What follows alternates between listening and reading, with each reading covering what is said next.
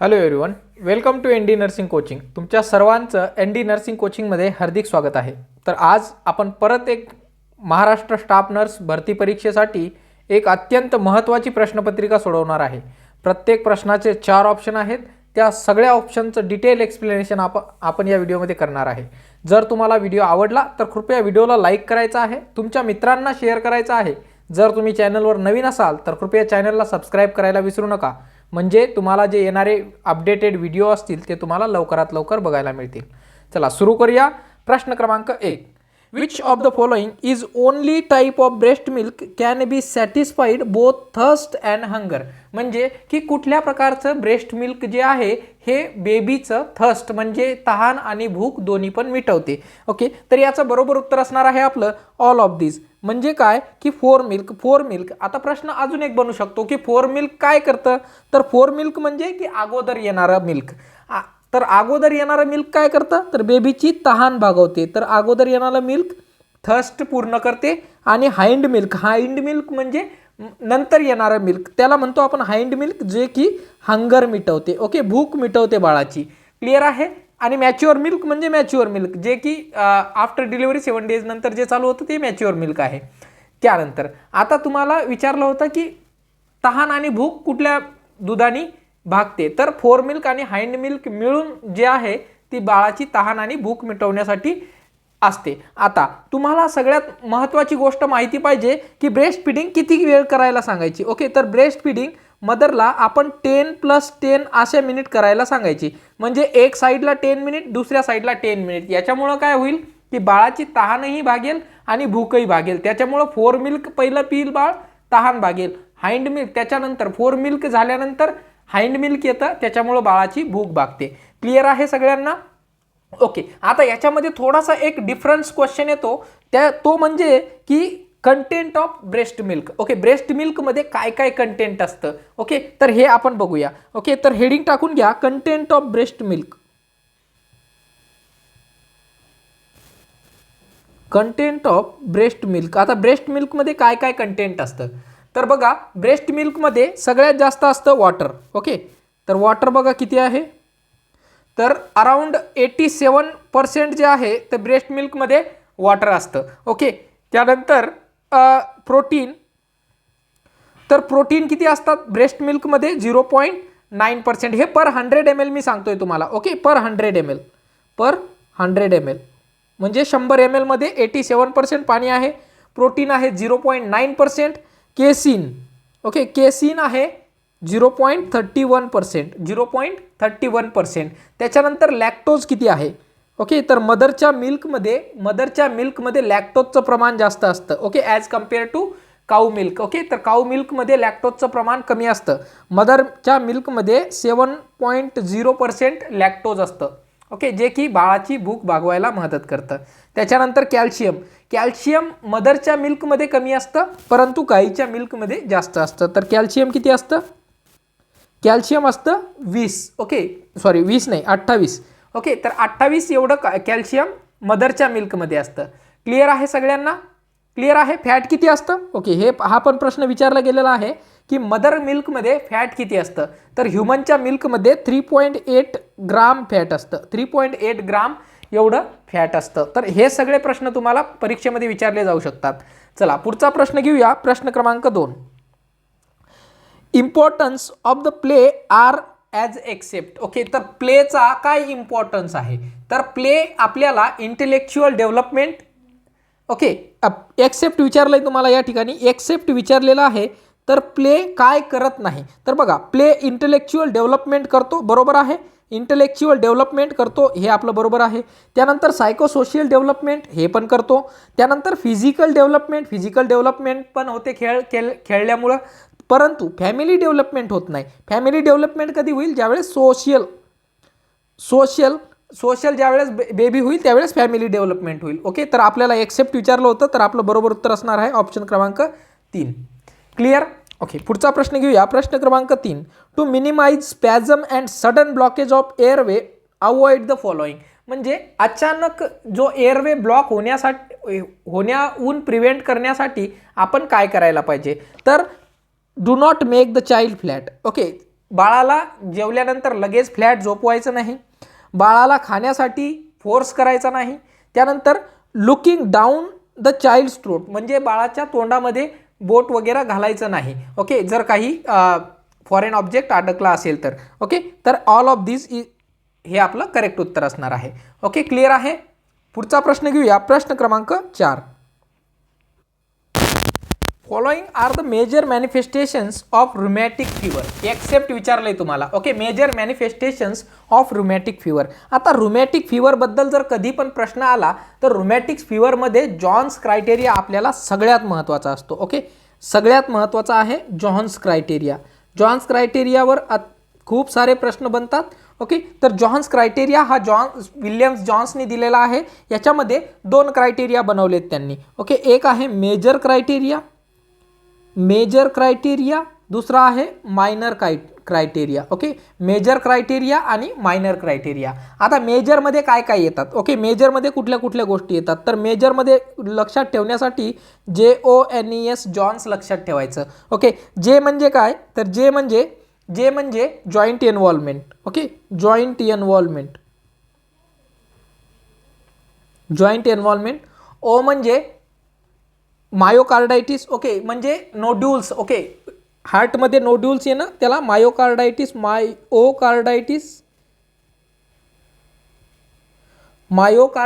त्याच्यानंतर एन म्हणजे नोड्यूल. त्याच्यानंतर ई म्हणजे इरिदेमा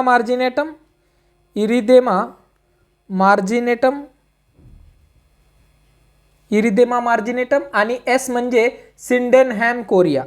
okay, Sydenham chorea.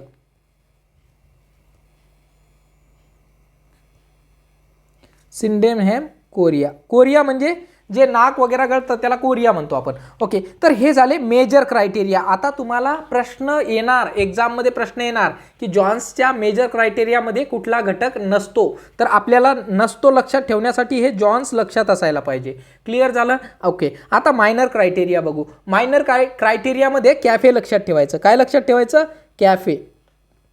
Okay, cafe लक्षात ठेवायचं. तर कॅफेमध्ये काय काय येतं? एक तर CRP इन्क्रीज होतो, सी म्हणजे CRP इन्क्रीज होतो. त्यानंतर ए म्हणजे अर्थ्राल्जिया असतं, अर्थ्राल्जिया. आता प्रश्न काय विचारला गेला होता? ओके, एका स्टाफ नर्स परीक्षेमध्ये प्रश्न विचारला गेला होता की अर्थ्राल्जिया कुठल्या क्रायटेरियामध्ये येतो, मेजर क्रायटेरियामध्ये की मायनर क्रायटेरियामध्ये? तर अर्थ्राल्जिया मायनर क्रायटेरियामध्ये येतो. ओके, एफ म्हणजे फिवर आणि ई म्हणजे elevated ESR, increase ESR. Okay, तर हे झाला तुमचा मायनर क्रायटेरिया. ओके, आता अजून तुम्हाला कसा डायग्नोसिस करायचा जॉन्स क्रायटेरिया रुमॅटिक फिवरसाठी कसा डायग्नोस करायचा? तर 2 मेजर क्रायटेरिया म्हणजे या जॉन्सपैकी कुठलेही 2 जर असतील पॉझिटिव्ह अँड एक मायनर क्रायटेरिया, या मायनरपैकी एक क्रायटेरिया जर कुठला असेल तेव्हा आपण डायग्नोसिस करतो रुमॅटिक फिवर. ओके, क्लिअर आहे. अतिशय महत्त्वाचे प्रश्न या ठिकाणून बनतात. ओके, तर सगळ्यांनी लिहून घ्यायचं जॉन्स क्रायटेरिया. ओके, तर मेजर क्रायटेरियासाठी जॉन्स लक्षात ठेवायचं, मायनर क्रायटेरियासाठी कॅफे लक्षात ठेवायचं. ओके, चला, तर आपल्याला प्रश्नामध्ये काय विचारलं होतं की following are the manifestations of rheumatic fever except, परंतु या ठिकाणी विचारलेलं आहे की कुठलं रुमॅटिक फिवरचं मॅनिफेस्टेशन नाही आहे. आपण कार्डायटिस बघितलं. ओके, बघितलं सर. पॉलीआर्थरायटिस बघितलं, जॉईंट पेन. त्याच्यानंतर कोरिया सुद्धा बघितलं. अरिदमिया नव्हतं. ओके, अरिदमिया नव्हतं. तर आपल्याला एक्सेप्ट विचारलं तर आपलं बरोबर उत्तर असणार आहे ऑप्शन क्रमांक 4. पुढचा प्रश्न घेऊया, प्रश्न क्रमांक 5. Maternal periconception use of which of the following supplementation reduce the incidence of neural tube defect by 50% or more? कुठला सप्लिमेंट घेतल्यानंतर प्रेग्नन्सीमध्ये न्यूरल ट्यूब डिफेक्ट रोखता येतो किंवा त्याचे चान्सेस कमी करता येतात? तर याचं आपलं बरोबर उत्तर असणार आहे ऑप्शन क्रमांक 2, फोलिक ॲसिड. आता फोलिक ॲसिडमध्ये 2 प्रश्न बनतात. कुठले बनतात सर? एक मदर आहे जी की प्री प्रेग्नंट आहे, म्हणजे मदर प्लान करतीये प्रेग्नन्सीचा, अजून प्रेग्नन्सी झाली नाहीये. तर अशा मदरला सर आम्ही 400 मायक्रोग्राम पर डे फोलिक ॲसिड देणार. हे थेरॉटिकली आहे, ॲक्च्युली 500 मायक्रोग्राम देतात, परंतु थेरॉटिकली माहिती असायला पाहिजे. प्री प्रेग्नन्सीच्या वेळेस 400 मायक्रोग्राम, जर मदर प्रेग्नंट असेल तर 500 मायक्रोग्राम पर डे आपण फोलिक ॲसिड द्यायचं, ज्याच्यामुळं की न्यूरल ट्यूब डिफेक्ट जो आहे हा प्रिव्हेंट केला जातो. क्लिअर आहे?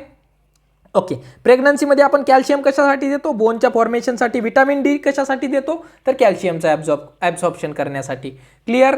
आयरन कशासाठी देतो? तर आयरन आपलं प्रेग्नन्सी इंड्यूस ॲनिमिया प्रिव्हेंट करण्यासाठी आपण आयरन सप्लिमेंट देतो. क्लिअर आहे सगळ्यांना? ओके, आता तुम्हाला यामध्ये अजून एक कम्युनिटी हेल्थ नर्सिंगमधून एक प्रश्न बनू शकतो की लाल गोळी. ओके, प्रेग्नन्सीमध्ये लक्षात ठेवायचं की परीक्षेमध्ये प्रश्न विचारला जाईल कुठल्या कलरची गोळी देतात आयरन मुक्त भारत अभियानाअंतर्गत. तर आयरन मुक्त भारत अभियानाअंतर्गत लाल गोळी प्रेग्नंट मदरला दिली जाते. क्लिअर आहे? ओके, चला पुढचा प्रश्न घेऊया. प्रश्न क्रमांक 6. Following are the characteristic symptoms of oesophageal atresia except. परत या ठिकाणी विचारलेलं आहे की इसोफेजियल अट्रेसियाचे सिम्पटम्स कुठले नाही आहेत. ओके, तर पहिला आपल्याला इसोफेजियल अट्रेसिया समजला पाहिजे. ओके, तर हा आपला इसोफेगस झाला आणि हा स्टमक झाला. बघा आता ह्या इसोफेगसमध्ये काही कारणांमुळं किंवा कंजनायटल ॲबनॉर्मलिटी असल्यामुळं हे इसोफेगस नॅरो होऊन जातं. आता जे पण काही आपण अन्न खाणार हे अन्न ह्या नॅरो स्पेसमधून खाली येणार नाही किंवा थोडासा प्रॉब्लेम होईल येण्यासाठी. तर अशा वेळेस अशा कंडिशनमध्ये कुठलं कॅरेक्टरिस्टिक्स नाही असं आपल्याला प्रश्नामध्ये विचारलेलं आहे. तर बघा जर हे इसोफेगस नॅरो झालेला असेल तर पेशंटला कॉन्स्टंट ड्रुलिंग ऑफ सलायवा असणार आहे. ओके, असणार आहे.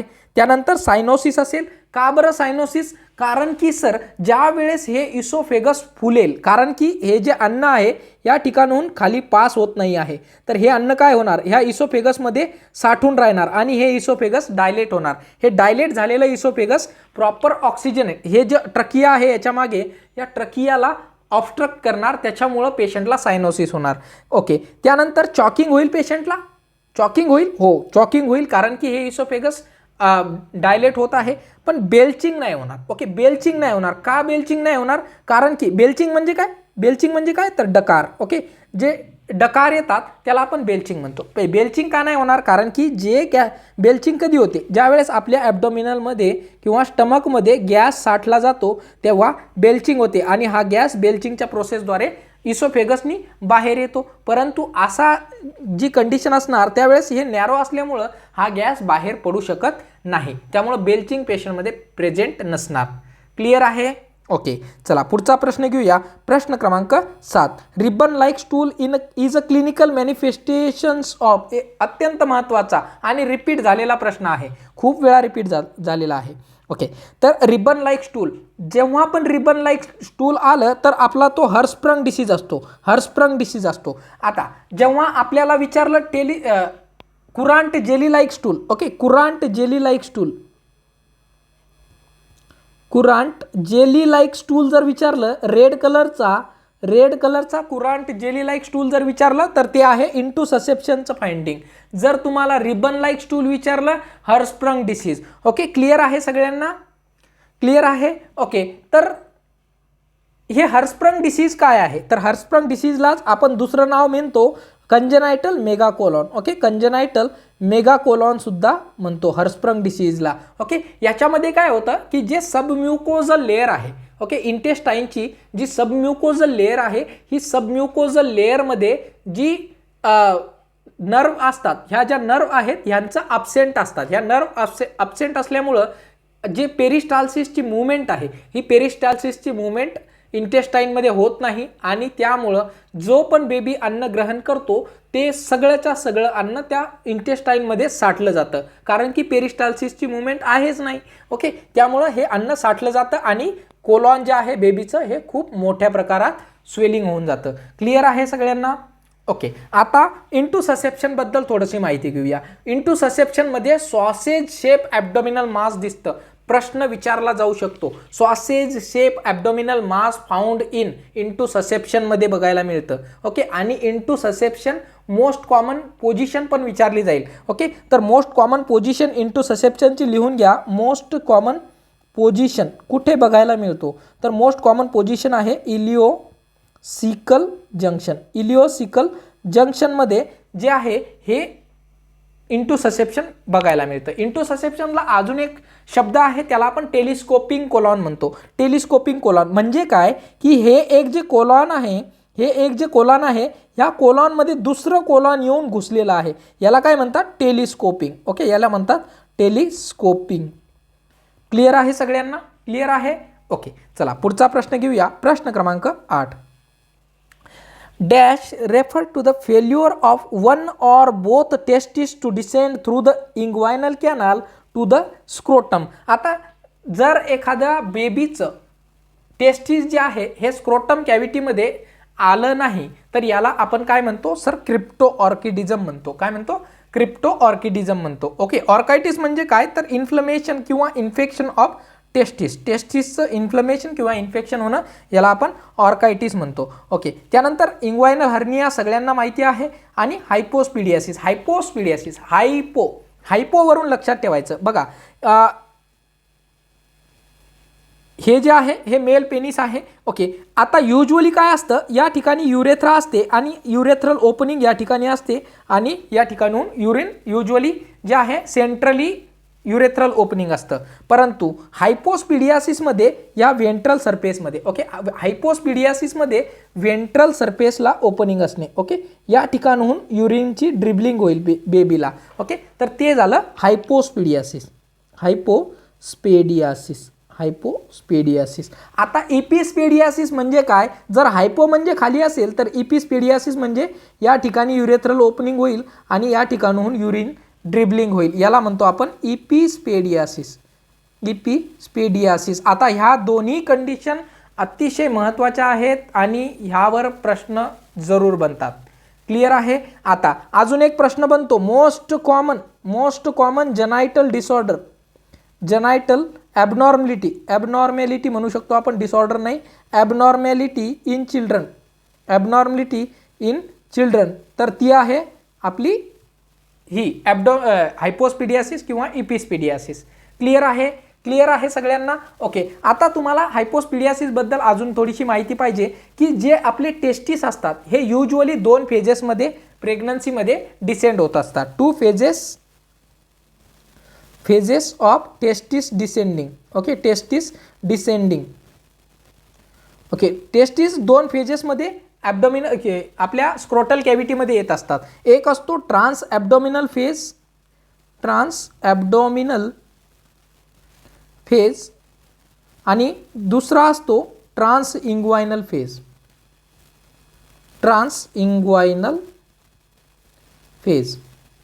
ओके, ह्या 2 फेजमध्ये म्हणजे ट्रान्स ॲब्डोमिनल म्हणजे काय की युजली बघा ज्या वेळेस बेबी वुंबमध्ये असतो त्यावेळेस जे टेस्टिस असतात बेबीचे ते किडनीच्या शेजारी असतात. ओके, किडनीच्या शेजारी असतात. ते टेस्टिस जशी बेबीची ग्रोथ होते तसे तसे डिसेंड डाऊन होऊन ते स्क्रोटल कॅव्हिटीमध्ये येतात. बघा आता तो जो फेज आहे तो ट्रान्स ॲब्डोमिनल फेज असतो जेव्हा टेस्टिस किडनीच्या शेजारी असतात. ते असतात अप टू 23 वीक्स होईपर्यंत. म्हणजे 23 आठवड्यापर्यंत टेस्टिस कुठं असतील बेबीचे तर ट्रान्स ॲब्डोमिनल फेजमध्ये असतील. आणि दुसरं ट्रान्स इंग्वायनल फेज आफ्टर 23 वीक्स जे आहे हे वास डिफरन्स त्यानंतर अनेक सारे लिगामेंट तयार होऊन हे लिगामेंट काय करतात त्या टेस्टिसला खाली ओढण्याचा प्रयत्न करतात आणि त्यामुळे टेस्टिस जे आहे हे स्क्रोटल कॅव्हिटीमध्ये इंग्वायनल कॅनालद्वारा डिसेंड होत असतं. क्लिअर आहे सगळ्यांना? ओके, तर अशा प्रकारे जर ही कंडिशन किंवा जर अशी प्रोसेस नॉर्मली नाही झाली तर त्याला आपण अनडिसेंडेड टेस्टिस असं म्हणत असतो. क्लिअर? समजलं सगळ्यांना? ओके, तर आपल्याला प्रश्नामध्ये विचारलं होतं की जर एखाद्या बेबीचा टेस्टिस स्क्रोटल कॅव्हिटीमध्ये नाही आला तर अशा कंडिशनला काय म्हणायचं आहे तर आपण क्रिप्टो ऑर्किडिझम म्हणतो. पुढचा प्रश्न घेऊया. प्रश्न क्रमांक 9. Taste which shows increase blood glucose level. Okay, increase blood glucose level from last 3 month. Okay, तर लास्ट 3 मंथची ब्लड ग्लुकोज लेवल आपल्याला चेक करण्यासाठी आपण ग्लायकोसायलेटेड हिमोग्लोबिन चेक करत असतो. ओके, त्याला आपण HbA1c म्हणायचं. ओके, काय म्हणायचं? HbA1c. त्याला ग्लायकोसायलेटेड हिमोग्लोबिन सुद्धा म्हणतो. याच्यामध्ये काय होतं की लास्ट 3 मंथमध्ये आपल्या RBCवर जे शुगरचं कंटेंट होतं किंवा जे शुगरची मात्रा होती ही कशा प्रमाणात मेंटेन ठेवली हे आपण चेक करत असतो. OGTT सगळ्यांना माहिती असेल, ओरल ग्लुकोज टॉलरन्स टेस्ट. याच्यामध्ये आपण एका पेशंटला पहिलं तर फास्टिंग ठेवायला सांगतो.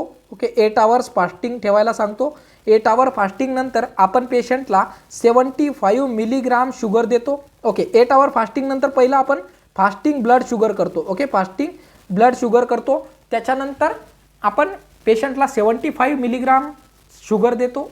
त्यानंतर परत 2 तासांनी ब्लड शुगर करतो, अजून 2 तासांनी ब्लड शुगर करतो आणि याच्या रीडिंगनुसार आपण ओरल ग्लुकोज टॉलरन्स टेस्ट करत असतो. क्लिअर आहे?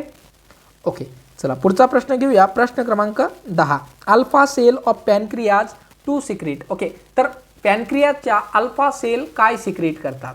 तर बघा, ह्याच्यासाठी आपल्याला पहिलं समजायला पाहिजे की ह्या पॅनक्रियाजमध्ये सर असतात तरी किती सेल. तर हे मी तुम्हाला अगोदरच्या व्हिडिओमध्ये पण सांगितलेलं आहे. तर बघा, पॅनक्रियाटिक सेल हेडिंग लावून घ्या. पॅनक्रियाटिक सेल, कारण 4ही प्रश्न या ठिकाणी बनणारे आहेत. ओके, तर पॅनक्रियाटिक सेल पॅनक्रियाजमध्ये असतात 4 सेल. ओके, 4 सेल असतात. ओके, 1 नंबर आहे अल्फा सेल. Alpha cell. दुसऱ्या नंबरला आहे बीटा सेल. Beta sale. 3 नंबरला आहे डेल्टा सेल. Delta sale. आणि 4 नंबरला आहे F cell. F cell. Okay, या 4 प्रकारच्या सेल पॅनक्रियाच्या सेल आहेत. ओके, तर आता पहिले 4ही प्रश्न हे बनणार. ओके, की सर अल्फा सेल आपल्याला प्रश्नामध्ये विचारलं अल्फा सेल काय सिक्रीट करतात? तर sir alpha cell glucagon secrete करतात. अत्यंत महत्त्वाचं आहे, कृपया लिहून घ्या. बीटा सेल सगळ्यांना माहिती आहे इन्सुलिन सिक्रीट करतात. इन्सुलिन सिक्रीट करतात. त्यानंतर डेल्टा सेल काय सिक्रीट करतात? तर सर डेल्टा सेल आमच्या सोमॅटोस्टॅटिन सिक्रीट करतात. ओके, सोमॅटोस्टॅटिन सिक्रीट करतात. आणि एफ सेल काय करतात? पॅनक्रियाटिक पॉलीपेप्टाइड सिक्रीट करतात. पॅनक्रियाटिक पॉलीपेप्टाइड सिक्रीट करतात. ओके, क्लिअर आहे? आता काही एक्झोक्राईन सेल आहेत पॅनक्रियाच्या असिनार सेल. ओके, असिनार सेल ज्या आहेत या एक्झोक्राईन सेल आहेत पॅनक्रियाच्या, जे की काही पॅनक्रियाटिक एन्झाईम सुद्धा सिक्रीट करत असतात. क्लिअर आहे सगळ्यांना? ह्या 5 सेल तुम्हाला नावं माहिती पाहिजे. कुठली सेल काय सिक्रीट करते हे सुद्धा माहिती पाहिजे, कारण एक प्रश्न तरी बनू शकतो. क्लिअर आहे सगळ्यांना? ओके, चला प्रश्नामध्ये विचारलं होतं अल्फा सेल काय सिक्रीट करतात, तर आपल्याला उत्तर मिळालं आहे alpha cell sir glucagon secrete करतात. ओके, इन्सुलिन कोण करतं? Beta cell. Somatostatin delta cell. Okay, clear आहे? चला पुढचा प्रश्न घेऊया. प्रश्न क्रमांक 11. प्रश्न क्रमांक 11 आहे most common hospital acquired infection. Most common hospital acquired infection. आता पहिलं हे समजायला पाहिजे की हॉस्पिटल ॲक्वायर्ड इन्फेक्शन म्हणजे काय.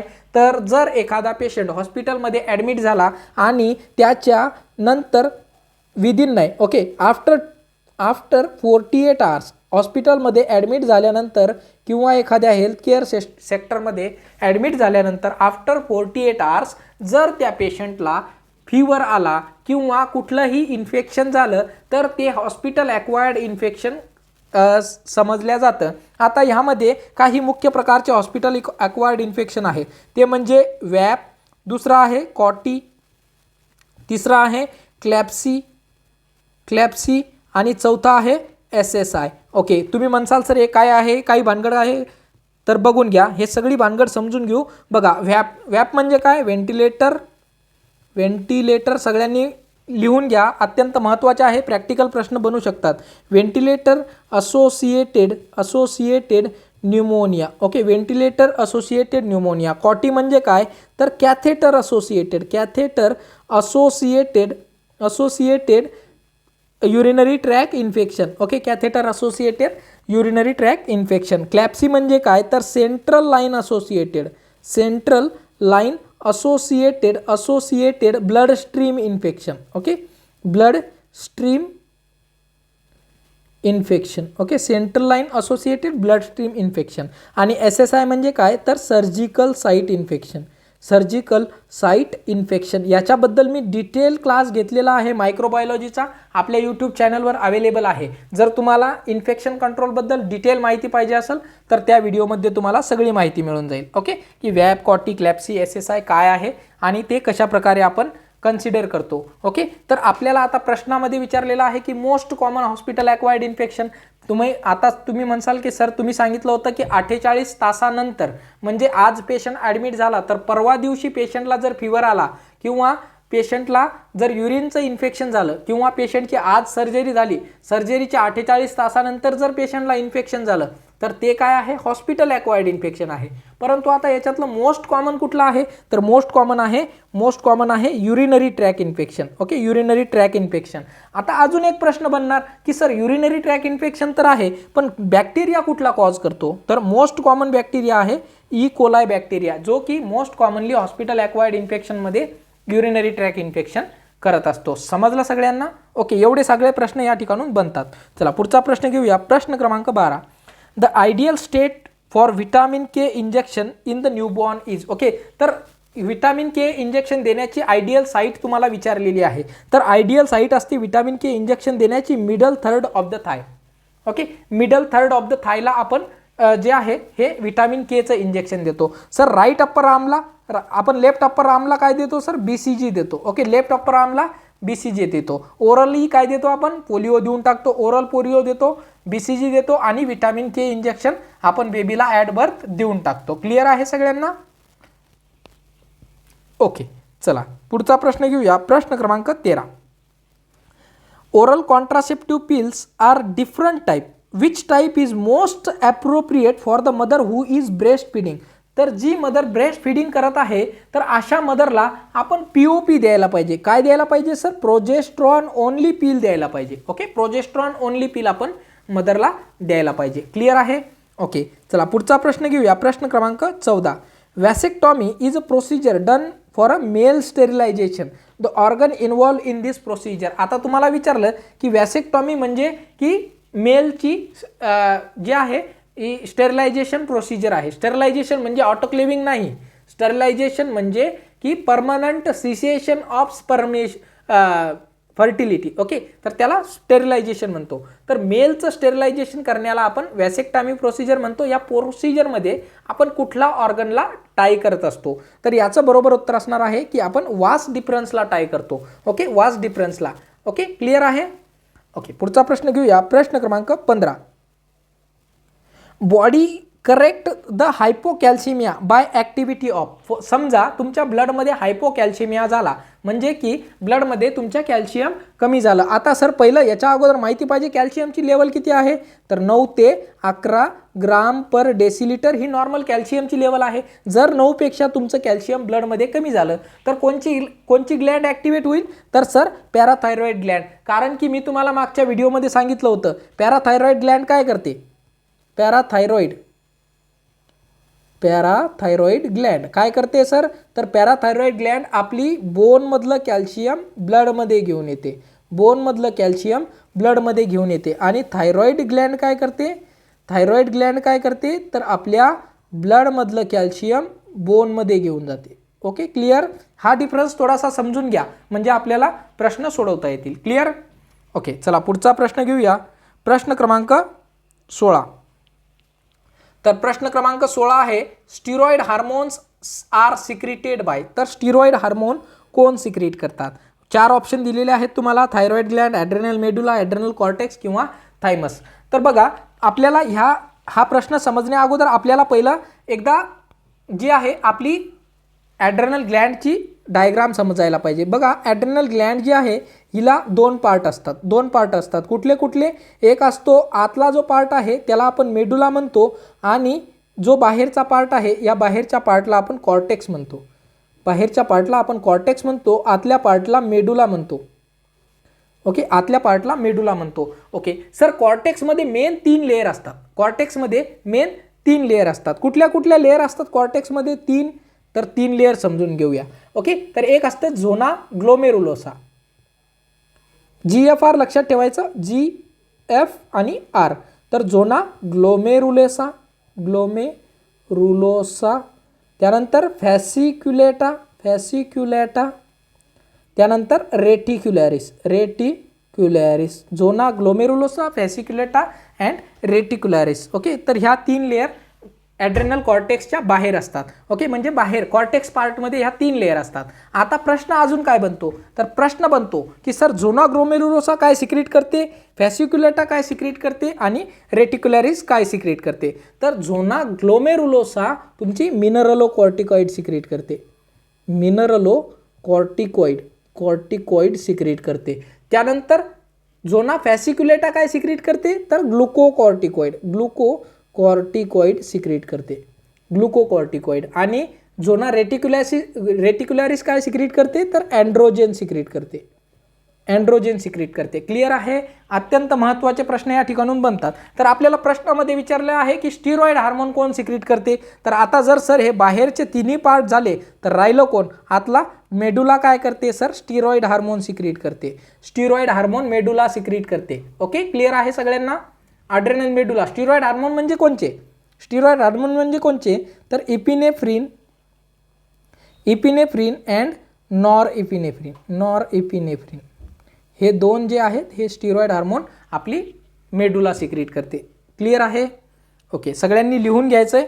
अत्यंत महत्त्वाचा प्रश्न आहे. ओके, तर तुम्हाला प्रश्नामध्ये विचारलं होतं स्टिरॉइड हार्मोन सिक्रेटेड बाय, तर ॲड्रेनल मेडुला. ओके, पुढचा प्रश्न घेऊया. प्रश्न क्रमांक 17. Secretary phase last for. Okay, जो मेन्स्ट्रुअल सायकलचा सिक्रेटरी फेज आहे हा किती दिवसांसाठी असतो. तर हा प्रश्न समजण्यासाठी मेन्स्ट्रुअल सायकल समजणं गरजेचं आहे. तर मेन्स्ट्रुअल सायकलमध्ये मुख्यतः 3 फेज असतात. फेजेस असतात. सर 3 फेजेस कुठले. पहिला फेज असतो मेन्स्ट्रुएशनचा फेज किती दिवसांपर्यंत असतो, तर 1 to 5 डेजपर्यंत मेन्स्ट्रुएशन फेज असतो. दुसरा फेज असतो फॉलिक्युलर फेज. आता याला फॉलिक्युलर फेज का म्हणलं, कारण की याच्यामध्ये जे फॉलिकल्स असतात त्यांचं प्रोलिफरेशन होतं. या फॉलिक्युलर फेजलाच आपण प्रोलिफरेटिव्ह फेज सुद्धा म्हणतो. ओके, फॉलिक्युलर फेजलाच आपण प्रोलिफरेटिव्ह फेज सुद्धा म्हणतो. याच्यामध्ये काय होतं, फॉलिकलची ग्रोथ व्हायला लागते. ओके, जो एक फॉलिकल सिक्रीट झालेला आहे त्याची ग्रोथ याला व्हायला लागते. ओके, तर हा जो फेज आहे हा 6 ते 14 दिवसांपर्यंत असतो. ओके, 6 ते 14 दिवसापर्यंत असतो. हा 14वा दिवस अतिशय महत्त्वाचा आहे, कारण की सर या 14व्या दिवशी इस्ट्रोजेनची लेवल सगळ्यात जास्त होते आणि LHची लेवल सगळ्यात जास्त होते. ओके, इस्ट्रोजेन आणि LHची लेवल वाढल्यामुळं काय होतं सर, मदरला थोडासा फीवर येतो. ओके, टेम्परेचर इन्क्रीज होते आणि या दिवशी काय होतं, 14व्या दिवशी ओव्हुलेशन होतं. जे मॅच्युअर जे कॉर्पस ल्युटियम आहे हे ओवमला रिलीज करतं. कॉर्पस ल्युटियम काय करतं, ओवमला रिलीज करतं 14व्या दिवशी. ओके, तर हा आपला फॉलिक्युलर फेज झाला. तिसरा फेज आहे secretary phase. Okay, secretary phase. आता सिक्रेटरी फेज आपल्याला प्रश्नामध्येच विचारला आहे, सिक्रेटरी फेज किती दिवसांचा असतो. आता फॉलिकल ज्यावेळेस सिक्रीट झालं, ओके, मॅच्युअर एक फॉलिकल जेव्हा तयार होईल, तर जर हे फॉलिकल फर्टाईल झालं किंवा फर्टिलायझेशन झालं म्हणजे स्पर्म बरोबर मिळालं, तर इथून पुढे प्रेग्नन्सीची प्रोसेस चालू होईल. ओके, पण इन केस जर नाही झालं तर काय होतं, जो कॉर्पस ल्युटियम आहे हा रिग्रेस होतो आणि डिसॲपियर होतो आणि ओव्हुलेशन होतं, म्हणजे परत मदरला मेन्स्ट्रुएशन येतं. जर हा फॉलिकल फर्टिलाइज झाला तर पुढे प्रेग्नन्सीची प्रोसेस चालू होते. ओके, तर सिक्रेटरी फेज हा आपला 15 days to 28 days. Okay, 15 days to 28 डेजपर्यंत सिक्रेटरी फेज असतो. ओके, क्लिअर आहे सगळ्यांना, क्लिअर आहे. ओके, तर प्रश्नामध्ये तुम्हाला विचारलं होतं की सिक्रेटरी फेज किती दिवसांचा असतो, तर सर सिक्रेटरी फेज आपला 14 दिवसांचा असतो. पुढचा प्रश्न घेऊया. प्रश्न क्रमांक 18.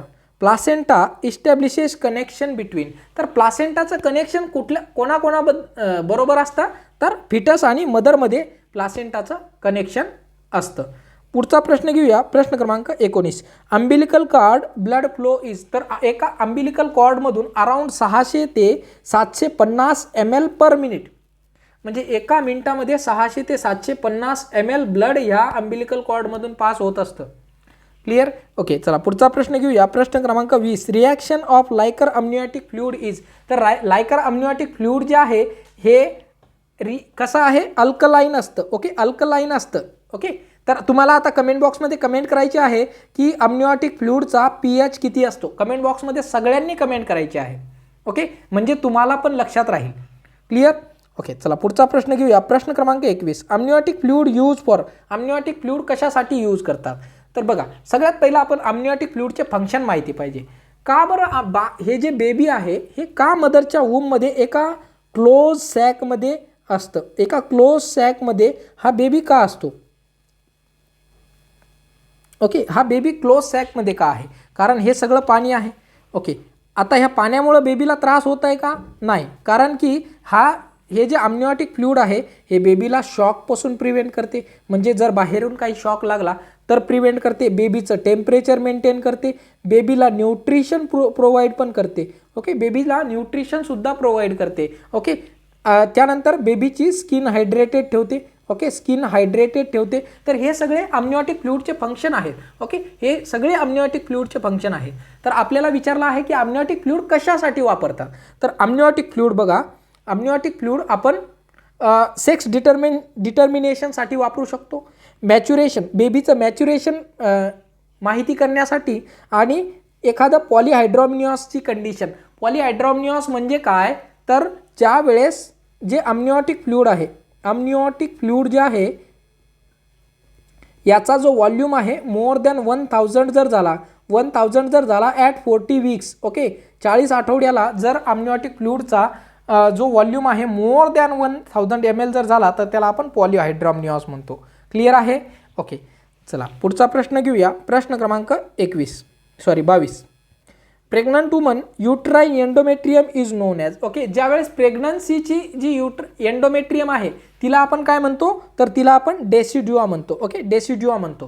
हे बघा, डेसिड्युआ बेजालिस आणि डेसिड्युआ कॅप्सुलॅरिस. डेसिड्युआ बेजालिस काय आहे? तर डेसिड्युआ जी बेजालिस आहे ही डेसिड्युआ बेजालिस एम्ब्रिओ आणि स्ट्रॅटम बेजालिसच्या मधली लेअर आहे. ओके, एम्ब्रिओ आणि स्ट्रॅटम बेजालिसची मधली लेअर आहे. याच्याबद्दल मी डिटेल OBGच्या क्लासमध्ये शिकवलेलं होतं. ओके, जर व्हिडिओ पाहिला नसेल तर व्हिडिओ पाहून घ्या. ओके, एम्ब्रिओ आणि स्ट्रॅटम बेजालिसच्या मधली लेअर आहे जी की बेबीला ग्लायकोजन आणि जे आहे लिपिड प्रोव्हाइड करत असते. ओके, आणि त्यानंतर काही दिवसानंतर जसा बेबी ग्रो होईल तर ही डेसिड्युआ बेजालिस लेअर प्लासेंटामध्ये कन्वर्ट होऊन जाते. ओके, क्लिअर आहे? आणि डेसिड्युआ कॅप्सुलारिस काय आहे? आउटर लेअर आहे डेसिड्युआ बेजालिसची. क्लिअर? ओके, चला पुढचा प्रश्न घेऊया. प्रश्न क्रमांक 23. Implantation process started from. तर इम्प्लांटेशन कधीपासून स्टार्ट होते? आता इम्प्लांटेशन म्हणजे काय? तर इम्प्लांटेशन म्हणजे की ज्या वेळेस फॉर एक्झाम्पल हे आपलं युट्रस आहे, हे युट्रस आहे. आता या ठिकाणी एक ओवम फर्टिलाइज झालेला आहे. हा ओवम थोडा करून युट्राइन कॅव्हिटीमध्ये येतो आणि एका पॉइंटला युजुअली जो आहे तो फंडसच्या पार्टच्या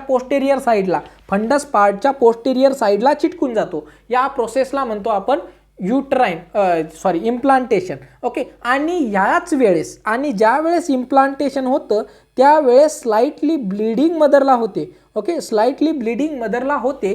त्या साईनला काय म्हणतात हे तुम्हाला कमेंट बॉक्समध्ये कमेंट करायची आहे. ओके, त्या साईनला आपण काय म्हणतो? ओके, ज्या वेळेस इम्प्लांटेशनच्या वेळेस ब्लीडिंग होते त्या साईनला काय म्हणतात हे तुम्हाला कमेंट बॉक्समध्ये कमेंट करायचे आहे. ओके, तर इम्प्लांटेशन समजलं तुम्हाला? तर इम्प्लांटेशन कितव्या दिवशी होते एवढं तुम्हाला सांगायचं आहे. तर याचं बरोबर उत्तर असणार आहे ऑप्शन क्रमांक 4, 6व्या दिवशी इम्प्लांटेशन होते. म्हणजे फर्टिलायझेशनपासून, म्हणजे 14 + 6. मी सांगितलं तुम्हाला 14व्या दिवशी ओवम रिलीज झाला. जर 14व्या दिवशी मेल आणि फिमेल गॅमेटमध्ये जर इंटरकोर्स झाला तर मॅक्सिमम चान्सेस असतात फर्टिलायझेशनचे. ओके, आता फर्टिलायझेशन नंतर 20व्या दिवशी काय होतं? हे जे फर्टिलाइज ओवम आहे हे इम्प्लांट होऊन जातं म्हणजे काय? तर या ठिकाणी चिपकून जातं ते. ओके, क्लिअर आहे? तर तो असतो 6वा दिवस. क्लिअर?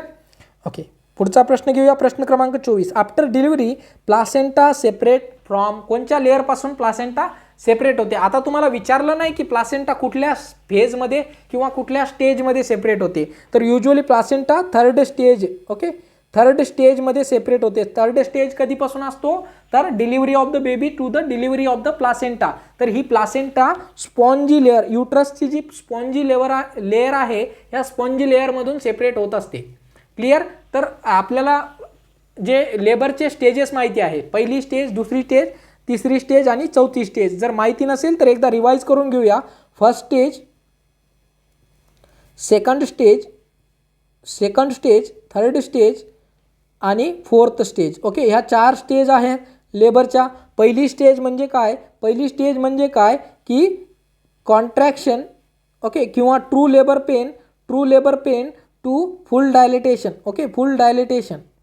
ओके, दुसरी स्टेज आहे full dilatation. Okay, full dilatation to delivery of the baby. Okay, delivery of बेबीची डिलिव्हरी होईपर्यंत सेकंड स्टेज. थर्ड स्टेज आहे delivery of baby to delivery of प्लासेंटाची डिलिव्हरी होईपर्यंत. आणि फोर्थ स्टेज असते ऑब्झर्वेशन स्टेज इनिशियल. आता fourth स्टेजमध्ये 2 part असतात, एक असते ॲक्टिव्ह फेज आणि एक असते लेटंट फेज. ॲक्टिव्ह फेजमध्ये आपण 24 आवरपर्यंत क्लोज ऑब्झर्वेशन करतो आणि लेटंट फेजमध्ये आपण 6 वीकपर्यंत मदरला जे आहे फोर्थ स्टेजमध्ये मानत असतो. क्लिअर आहे सगळ्यांना? ओके, चला पुढचा प्रश्न घेऊया. प्रश्न क्रमांक 25 काय विचारलेला आहे बघा. Placenta formation completes week of pregnancy. कधीपर्यंत प्लासेंटा पूर्ण फॉर्म होत असतो? तर याचं बरोबर उत्तर असणार आहे 12 आठवड्यापर्यंत. 12 आठवड्यापर्यंत जी प्लासेंटा आहे ही कंप्लीट फॉर्म होते आणि exchange of mother and baby's blood is start from 12th week. Clear आहे? ओके, चला पुढचा प्रश्न घेऊया. प्रश्न क्रमांक 26. Condition where the patient can breathe only in upright position. अशी कुठली कंडिशन आहे ज्याच्यामध्ये पेशंटला फक्त उभं राहून श्वास घेता येतो? जर पेशंट झोपला, ओके, तर त्या पेशंटला ब्रीदिंग डिफिकल्टी होते. तर अशा कंडिशनला आपण ऑर्थोपनिया म्हणतो. ओके, ऑर्थोपनिया म्हणतो. क्लिअर? अपनिया म्हणजे काय? अपनियाची प्रॉपर डेफिनेशन आहे की जर तुमचं मोर दॅन 20 सेकंडपर्यंत जर ब्रीदिंग झाली नाही तर त्याला आपण अपनिया म्हणतो. डिस्निया म्हणजे काय? तर only difficult breathing. Okay, only difficult ब्रीदिंगला आपण डिस्निया म्हणतो. ओके, क्लिअर आहे? ओके, चला पुढचा प्रश्न घेऊया. प्रश्न क्रमांक 27. A child with diarrhoea is observed for following except विचारलं आहे.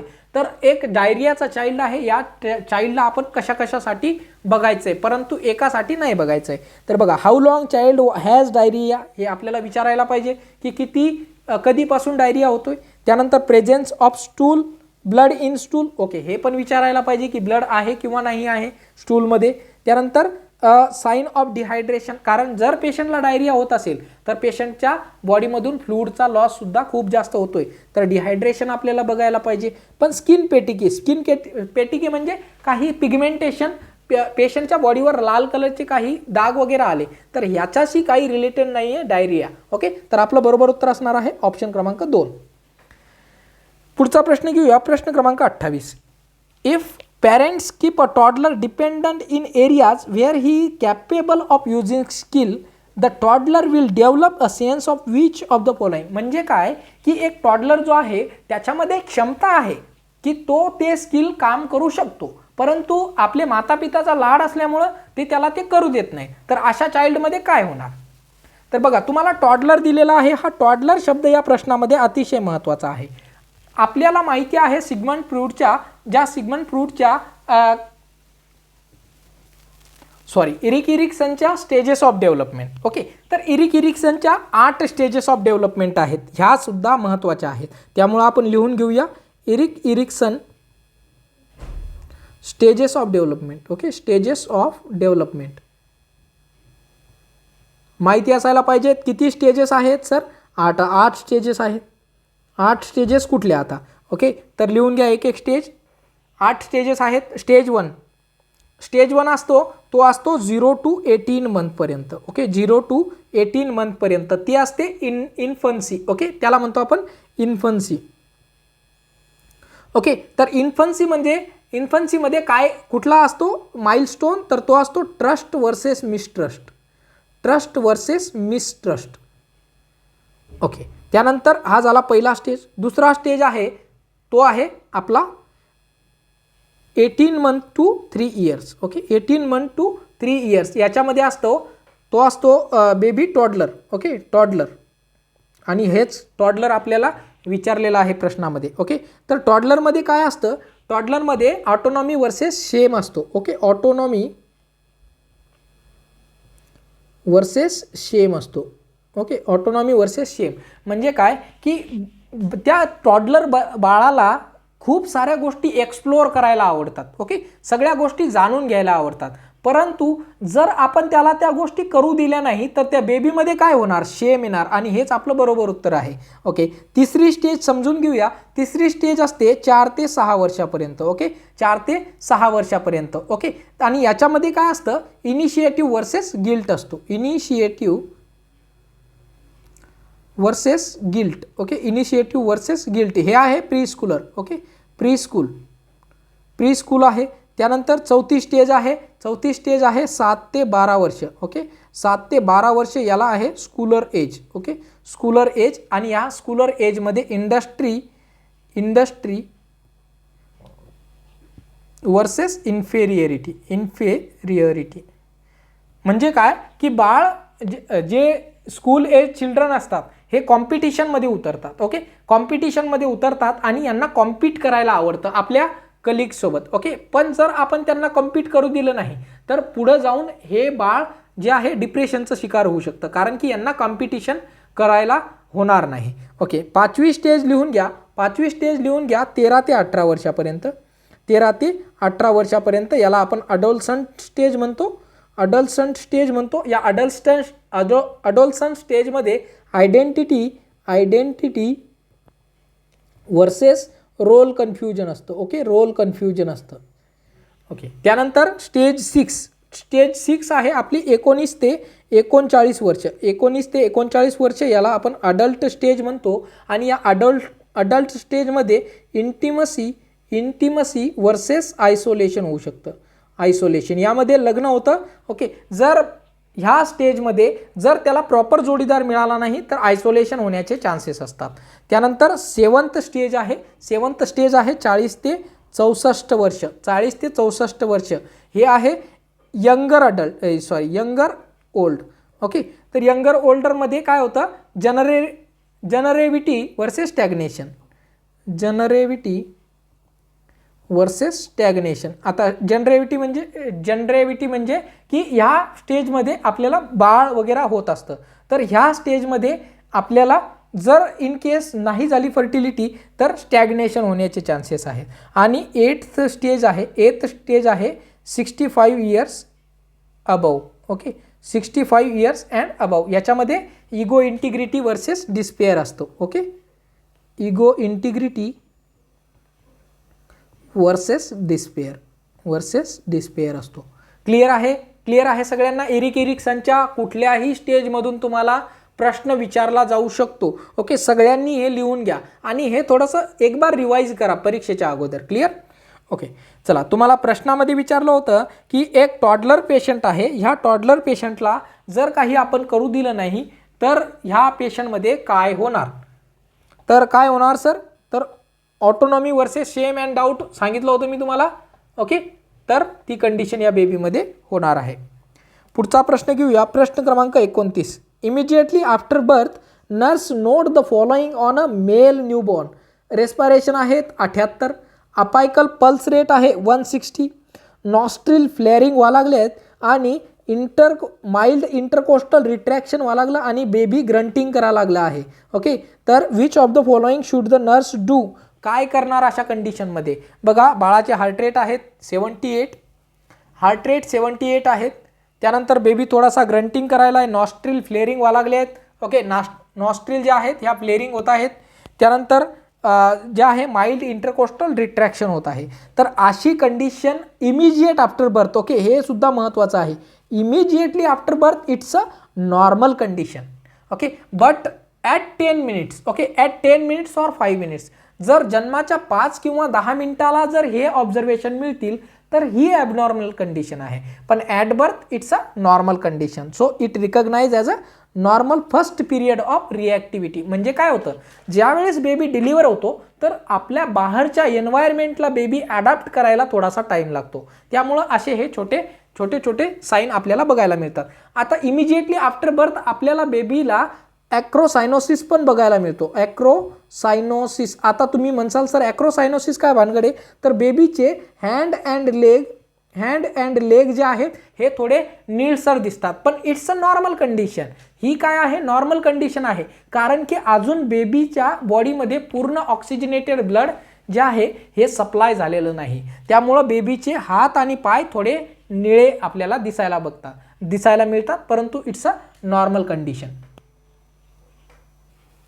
पुढचा प्रश्न घेऊया, प्रश्न क्रमांक 30. The nurse hears mother telling a friend on a telephone about umbilical cord care. Which of the following statement by the mother indicate effective teaching? म्हणजे तुम्ही जे मदरला शिकवलं होतं हे इफेक्टिव्ह झालेलं आहे किंवा नाही हे कशावरून ओळखणार. ओके, तर बघा, daily soap and water cleaning is the best. नाही, कधीच सोप अँड वॉटरने क्लीन करायची नाही कॉर्ड. ओके, त्यानंतर alcohol help in it dry and kill germs. Yes, alcohol use करू शकतो आपण, कारण अल्कोहोल ड्राय ठेवतो आणि तिथले जर्म्स जे आहेत अम्बिलिकल कॉर्डच्या शेजारचे ते किल करतो. Okay, and antibiotic ointment apply करायची का? नाही, कधीच नाही करायची अँटीबायोटिक अप्लाय. त्यानंतर he can have a tub bath पण नाही द्यायचा, कारण इन्फेक्शन होण्याचे चान्सेस आहेत. ओके, तर आपलं बरोबर उत्तर असणार आहे ऑप्शन क्रमांक 2. पुढचा प्रश्न घेऊया, प्रश्न क्रमांक 31. प्रश्न क्रमांक 31 आहे, when preparing to administer vitamin K injection to a neonate the nurse would select which of the following site. Okay, आत्ताच आपला हा सेम प्रश्न रिपीट झालेला आहे की एका बेबीला विटामिन केचं इंजेक्शन द्यायचं आहे, कुठल्या साईडला देणार? तर सर व्हॅस्टस लॅटरॅलिस मसलला देणार आहे. ओके, व्हॅस्टस लॅटरॅलिस मसल आपल्या थायमध्ये असते. क्लिअर? ओके, चला पुढचा प्रश्न घेऊया, प्रश्न क्रमांक 32. After trying to conceive for a year a couple consult in an infertility specialist. When obtaining history from the husband, the nurse Jessica inquire about childhood infection. Which childhood infection disease most significantly affect the male fertility?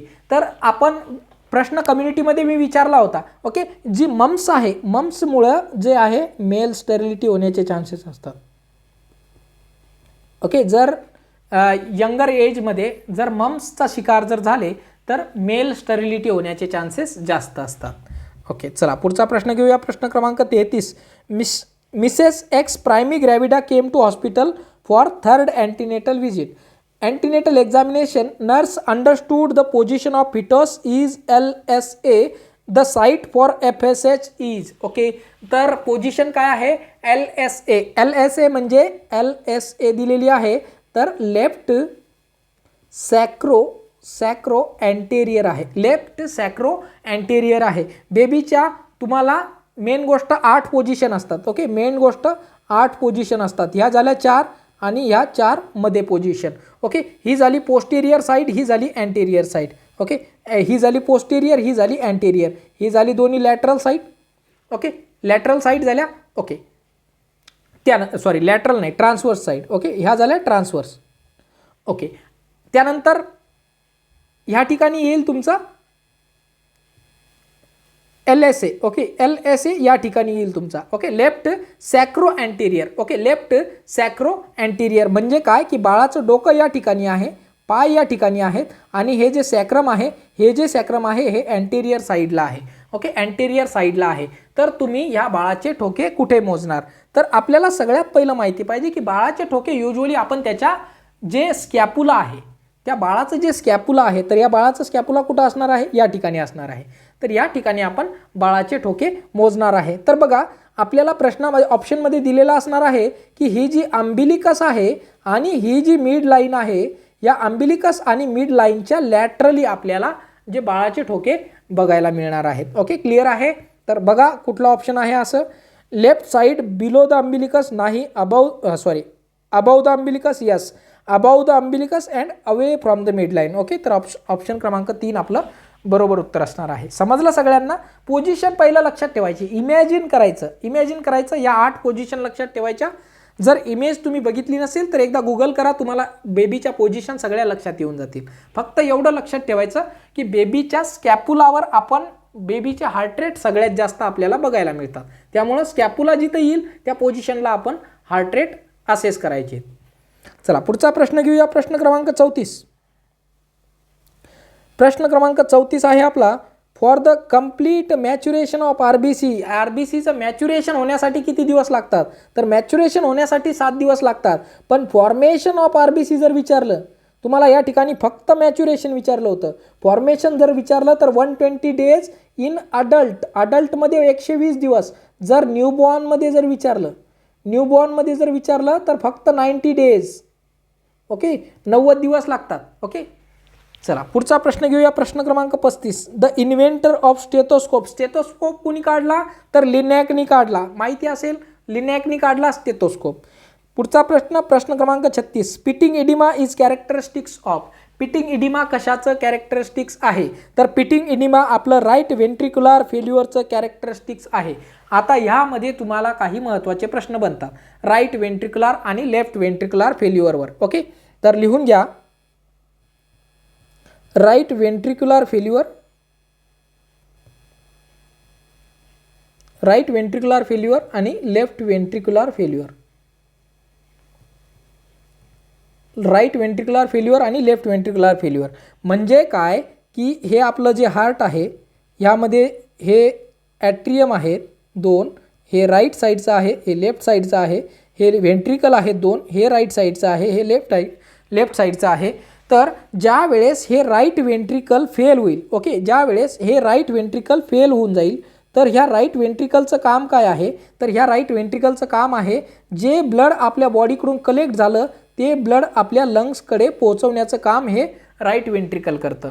परंतु जर हे fail झालं, जर हे काम fail झालं तर काय होणार? आपल्या बॉडीकडून जे ब्लड येऊन राहिलं ते ब्लड काय आहे? ते ब्लड बॉडीकडेच राहणार. म्हणजे काय होईल? पेशंटची बॉडी स्वेलिंग होत राहील आणि पेशंटला पिटिंग इडिमा होत राहील. तर हे राईट व्हेंट्रिक्युलर फेल्युअरचं लक्षण झालं. ओके, आता लेफ्ट व्हेंट्रिक्युलर फेल्युअरमध्ये काय होणार? तर लेफ्ट व्हेंट्रिक्युलर फेल्युअर बघा, हे आपलं हार्ट आहे, हे 2 व्हेंट्रिकल्स आहेत, हे ॲट्रियम आहे, हे व्हेंट्रिकल आहे, ही राईट साईड आहे, ही लेफ्ट साईड आहे. जर आता लेफ्ट व्हेंट्रिकल फेल झालं, हे जर लेफ्ट व्हेंट्रिकल फेल झालं, ह्या व्हेंट्रिकलचं काय काम आहे की आपल्या जे बॉडीचं जे ऑक्सिजनेटेड ब्लड या लंग्सकडून आलेलं आहे, या लंग्सकडून आलेलं ब्लड आपल्या बॉडीमध्ये सगळं ऑक्सिजनेटेड ब्लड पाठवणं याचं काम आहे लेफ्ट व्हेंट्रिकलचं. जर हे लेफ्ट व्हेंट्रिकल फेल झालं तर हे काय करणार? हे काय करणार की इकडून जे लंग्सकडून येणारं ब्लड आहे हे परत याच्यामध्ये फिल होणार नाही. तर काय होणार? हे सगळं ब्लड लंग्समध्ये राहणार. तर सगळे respiratory sign in left failure आणि जे सिस्टेमिक साईन आहेत किंवा बॉडीचे जे साईन आहेत हे सगळे राईट साईड हार्ट फेल्युअरमध्ये येणार आहेत. क्लिअर सगळ्यांना? ओके, चला पुढचा प्रश्न घेऊया. प्रश्न क्रमांक 37.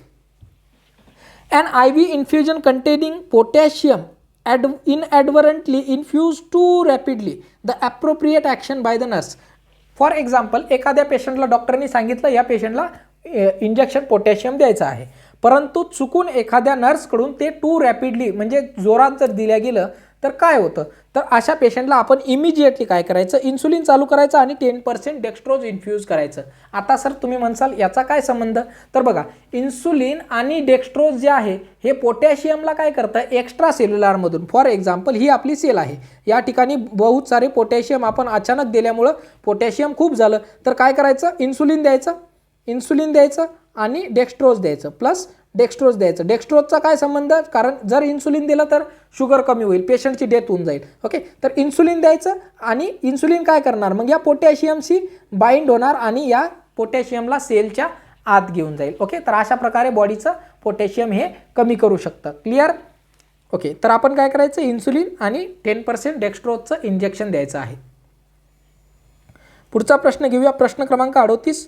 पॅथोफिजिओलॉजी of respiratory distress syndrome in a premature infant characterizes of all the following except विचारलंय. तर बघा, रेस्पिरेटरी डिस्ट्रेस सिंड्रोमची पॅथोफिजिओलॉजीमध्ये कुठले कॅरेक्टरिस्टिक्स असतात एक्सेप्ट तुम्हाला विचारलेलं आहे. ओके, तर बघा 4 ऑप्शन आहेत. Lung are deficient in surfactant. Yes, respiratory distress सिंड्रोममध्ये सर्फॅक्टंट कमी असतो. ओके, हे बरोबर आहे.